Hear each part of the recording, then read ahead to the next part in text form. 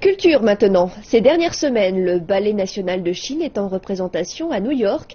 Plutôt que de présenter des spectacles de ballet connus, comme elle le faisait auparavant, la troupe se rend dans les universités. À cette occasion, elle explique comment elle combine des éléments traditionnels chinois à une forme artistique typiquement occidentale. En ayant recours à l'essence de l'art occidental pour y incorporer des éléments chinois tels que la musique folklorique ou encore les arts martiaux, le Ballet national de Chine rapproche les cultures. La troupe de danse classique de renom est à Manhattan pour 11 jours d'échanges culturels. Elle est dirigée par Feng Ying, ex-danseuse étoile et artiste chinoise dont la réputation n'est plus à faire. À l'université de New York et à l'université de Columbia, la troupe dispense des cours, l'occasion pour les danseurs chinois de proposer leur version revisitée de Casse-Noisette.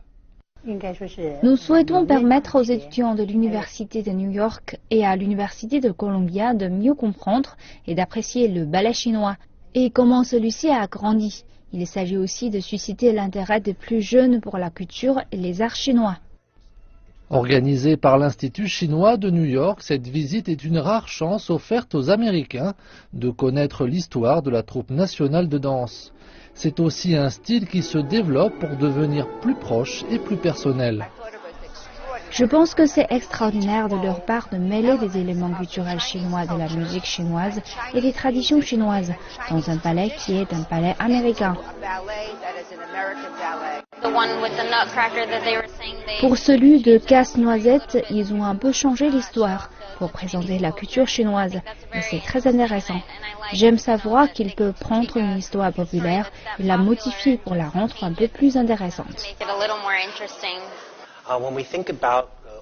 Lorsque l'on évoque les relations d'une façon générale entre la Chine et les États-Unis, on pense à des hauts et des bas. Il est tellement important de conserver des moyens de communication ouverts et d'encourager un environnement dans lequel on peut s'apprécier davantage. Il ne faut pas s'arrêter à ce qui se passe en ce moment au plan politique ou militaire, mais se concentrer sur un niveau plus profond, de peuple à peuple.